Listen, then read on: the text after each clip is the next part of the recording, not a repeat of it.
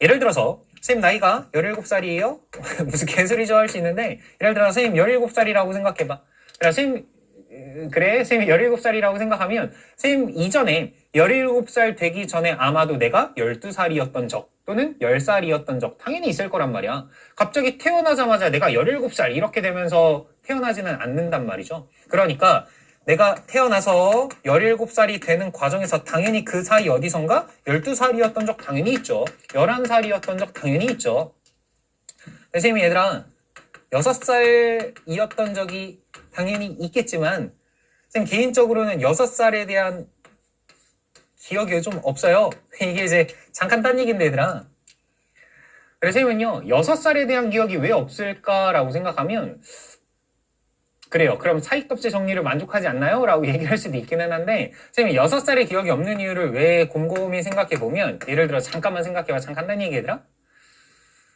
그래 너희한테 만약에 12살 하면 얘들아 12살 하면 뭐가 떠올라? 라고 이제 물어보면 선생님은 개인적으로 12살 하면 딱 연관이 되는 게 초등학교 5학년이야.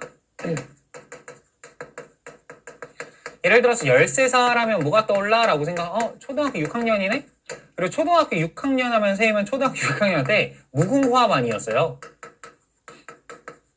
반 이름이 조금 신기하죠? 그래서 초등학교 6학년 무궁화반.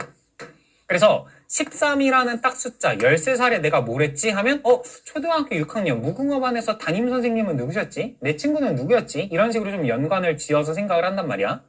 그러면 선생님 6살의 기억은 어떤 느낌이냐면 선생님이 5살, 6살, 7살인데 선생님 이때 유치원을 다녔어요. 유치원을 다녔는데 아마 5살에 노랑반 느낌이었던 것 같아. 이때 이제 색깔로 반이 있으니까. 그리고 7살은 선생님이 파랑반 느낌이었어.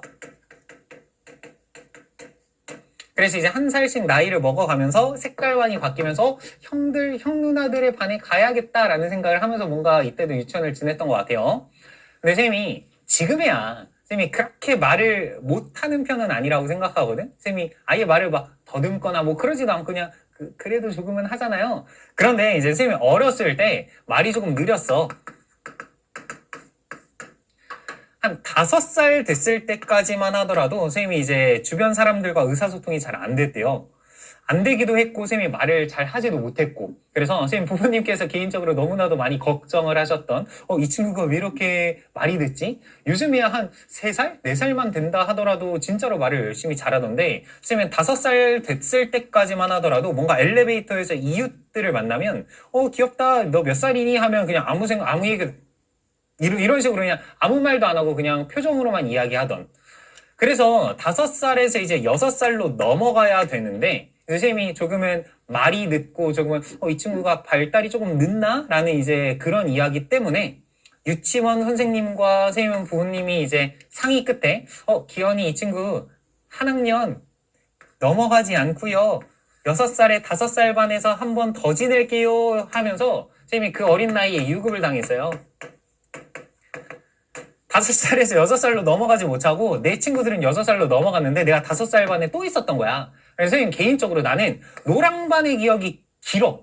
그래서 왜 노랑반이 길지? 그래서 이 노랑반에 2년을 다닌 거야.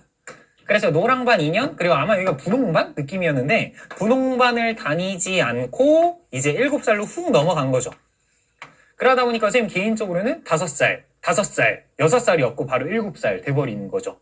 그러다 보니까 이제 어린 나이에 유급을 당하기도 하고 그러기는 했었는데요. 그래도 지금 잘 지내고 있어요. 그쵸? 그래서 얘들아 사이값 정리라는 거 이런 느낌이 그래요. 가운데 무조건 어쨌든 내가 6살이었던 적이 있기는 할 거란 말이야. 왜 여기까지 넘어왔는지 모르겠지만 그래서 중간에 어딘 무조건 이런 순간이 있을 수밖에 없다는 거.